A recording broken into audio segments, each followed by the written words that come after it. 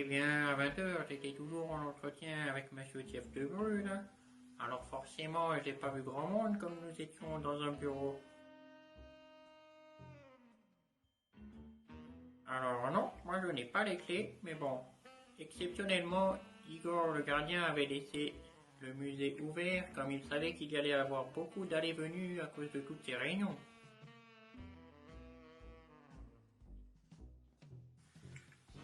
Alors forcément, je suis déjà rentré plusieurs fois dans le musée pour faire part de ma gêne à la directrice de tout le bruit que je ressens et que j'entends à longueur de journée, mais le visiter, ça non, jamais. Quel intérêt? Voyons.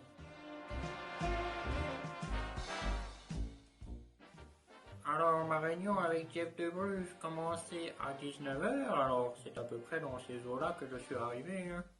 Je dirais même que j'avais peut-être une minute ou deux d'avance.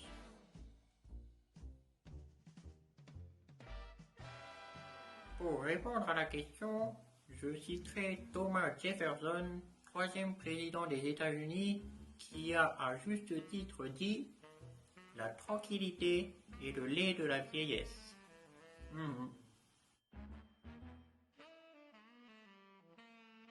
Alors tout d'abord, ma réunion avec Jeff de Bruges n'a pas duré de 19h à 19h30, mais bien de 19h à 20h. Et non, il ne s'est pas absenté, nous n'avions fait que parler tout du long.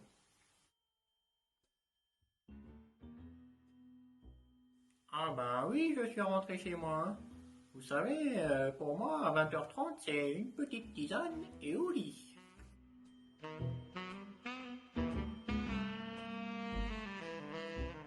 Ah, pas la moindre idée. Et d'ailleurs, j'ai même pas envie de le savoir. Entre 19h30 et 20h? Non, j'étais toujours dans le même bureau avec Monsieur Jeff de Bruges. Ah, il veut pas entendre ce que je lui dis. Hein.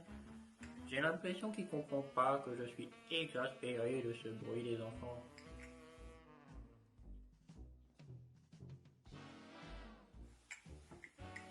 Comment ça?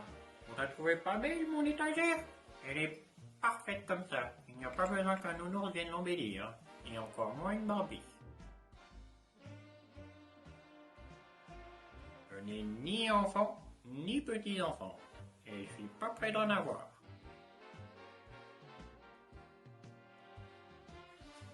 Certes, je me sens un petit peu seul dans ma maison, mais je vais pas pour autant partager ma tisane avec n'importe qui. Hein. Il faut être digne de pouvoir la goûter et il faut savoir l'apprécier. Hein. Si j'ai entendu quelque chose de suspect. Alors, au moment du vol, pour être franche, non, comme j'étais en réunion. Mais j'ai peut-être une piste qui pourrait vous intéresser. Je vais vous faire une petite confidence. À mon avis, Petra, la femme de ménage, oui, Petra, ouais. Eh bien, elle n'y est pas pour rien dans cette affaire. D'ailleurs, elle a 3 enfants, 3 petits triplés, qui ont anniversaire dans quelques jours. Alors imaginez, 3 anniversaires d'un coup, oh là là, ça fait un coup au budget. Hein. Alors à mon avis, elle s'est pas gênée. Les cadeaux, hop, elle les a piochés directement. Eh oui, comme vous dites, dans le musée. Eh ouais. Bah, évidemment, c'est un secret pour personne. Hein. Ce musée m'agace, m'exaspère. J'en fais des cauchemars. Alors, oui, effectivement, je ne serai pas contre la fermeture du musée. Mais de là à penser que c'est moi qui ai volé les jouets, c'est complètement absurde. Franchement, ça, j'en suis indigné. Ah bah vous savez, l'avis de la directrice, il m'importe peu. Hein. À mon avis, elle a juste envie de se débarrasser de moi parce que elle doit me considérer comme un élément gênant pour son musée.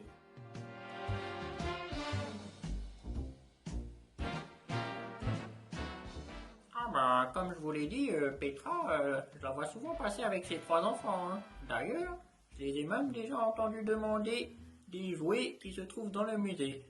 Ils réclamaient à leur maman de leur donner tel ou tel jouet pour leur anniversaire.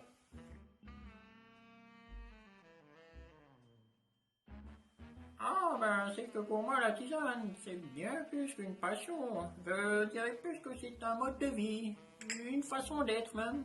D'ailleurs, j'ai tissé avec la tisane une sorte de relation fusionnelle.